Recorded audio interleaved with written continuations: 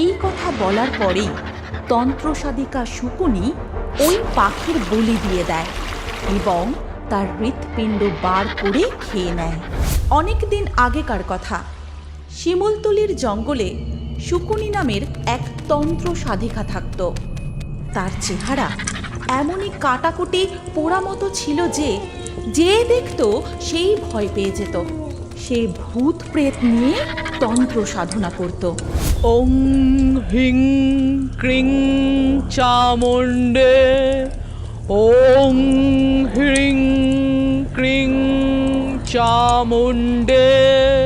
এই সব করতে করতে তার মনে হতে থাকে, এইভাবে সে যদি 100 মেয়ে পাখির বলি দিতে পারে এবং তাদের রক্ত ও হৃৎপিণ্ড সে যদি খায়, তাহলে সে অমর হয়ে যাবে। এই কথা ভেবে সে জঙ্গল থেকে প্রায় কোনো না কোনো মেয়ে পাখি ধরে আনত এবং তাদের বলি দিত। এমনই একদিন সে গ্রাম থেকে একটি মেয়ে পাখিকে তুলে নিয়ে এসেছিল। এইভাবেই যদি 100টা মেয়ে পাখির বলি দিতে পারি, তাহলে খুব তাড়াতাড়ি আমি অমর হয়ে যাব। না না, এরকম করো না, আমাকে ছেড়ে দাও। তুমি ভুল করছো। কাউকে মেরে ফেলে তুমি অমর হতে পারবে না। দয়া করে আমাকে ছেড়ে দাও। চুপ কর ছেনা পাখি, অমর তো আমি হবই, কিন্তু আফসোস তুই সেটা দেখার জন্য আর বেঁচে থাকবি না। এই কথা বলার পরেই তন্ত্রসাধিকা শকুনি ওই পাখির বলি দিয়ে দেয় এবং তার হৃৎপিণ্ড বার করে খেয়ে নেয়। আমাকে শেখাতে এসেছিল, আমাকে এবার অমর হওয়া থেকে কেউ আটকাতে পারবে না, ভগবানও না। কিন্তু সেই পাখিটার গলা কাটা দেহ জঙ্গলের পাখিরা দেখতে পায়। সব পাখিরাই ওই তন্ত্রসাধিকা পাখিকেই সন্দেহ করতে থাকে। এরপর থেকে সকল পাখি শকুনির উপর নজর রাখতে থাকে, কিন্তু শকুনি এই সব ব্যাপারে কোনো খবরই জানত না এবং সে আবারও একটি মেয়ে পাখি ধরে নিয়ে আসে ও নিজের বাসায় বন্দি করে রাখে। ব্যাস, আর কিছু বলি বাকি, তারপরেই 100 বলি সম্পূর্ণ হয়ে যাবে। রাত হবার অপেক্ষা, তোকেও বলি দেব। আমাকে ছেড়ে দিন। আমি আপনার কি ক্ষতি করেছি? আপনি আমাকে কেন মারতে চাইছেন? বাড়িতে আমার মা অসুস্থ। দয়া করে আমাকে যেতে দিন, আমাকে যেতে দিন। মেয়ে পাখিটি চিৎকার করে করে কাঁদছিল। ঠিক সেই সময় জঙ্গলের প্রধান মাইকেল নাগ ও আরও কিছু পাখি মিলে তন্ত্রসাধিকা শকুনিকে ঘিরে ফেলে। দেখো দেখো, এই শয়তান শকুনি আবার একটা বাচ্চা পাখির প্রাণ নিচ্ছিল।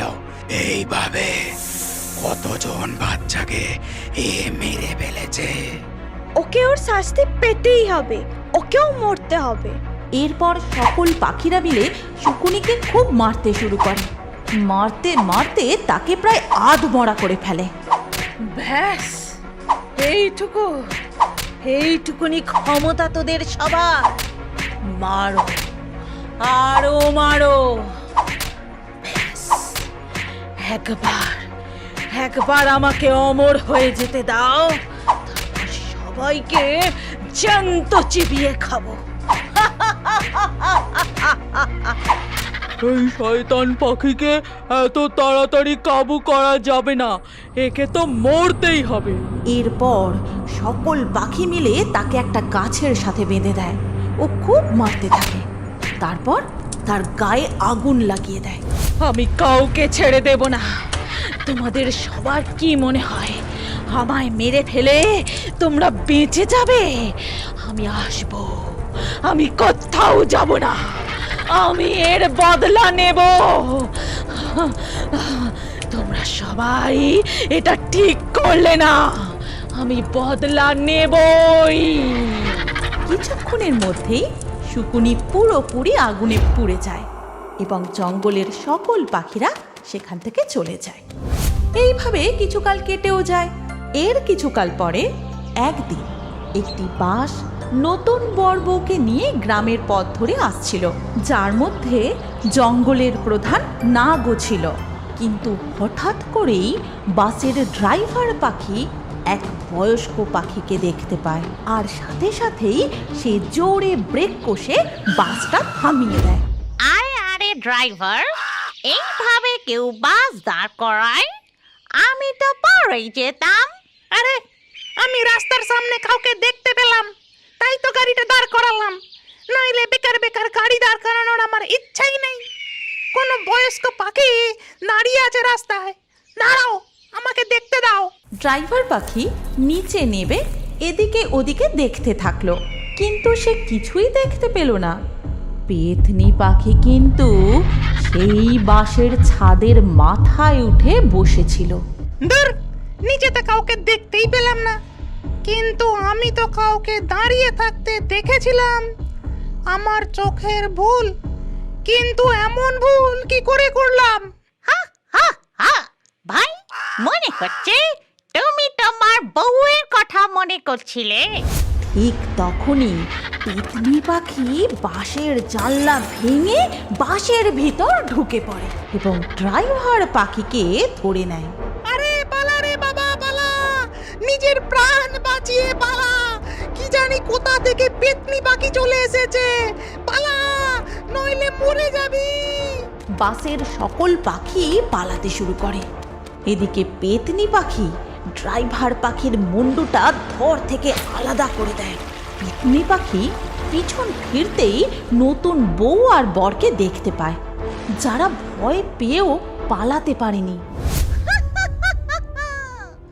যুবতী পাখি, সেইবার একটা মেয়ে পাখির জন্য আমার বলি অসম্পূর্ণ থেকে গিয়েছিল।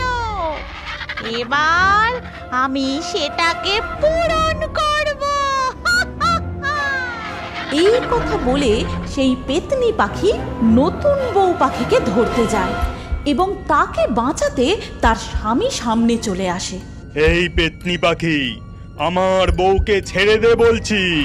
তুইও মরতে চলে এসেছিস? যেমন ইচ্ছে তোর, দুজনকে একসাথে মারবো। এই কথা বলে সেই পেতনি পাখি দুজনকে একসাথে মেরে ফেলে এবং তাদের রক্ত খেতে থাকে। অপরদিকে বাসের সমস্ত পাখিরা এদিকে ওদিকে ছুটতে থাকে।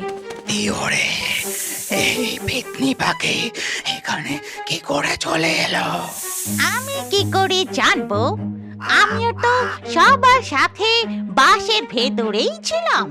এইসব পরে ভাববো, প্রথমে নিজের জীবন বাঁচাও আর পালাও। যখন দুজনে জঙ্গলের দিকে পালিয়ে যাচ্ছিল, ঠিক সেই সময় পেতনি পাখি তাদের পথ আটকায়। আমাকে চিনতে পেরেছিস প্রধান? আরে প্রধান বাবু, আগে তো আপনার বলা উচিত ছিল যে এ আপনার পরিচিত। শুধু শুধু এতটা দৌড়লাম। চুপ কর, আমি জঙ্গল প্রধান, আমি কোনো পেতনি না।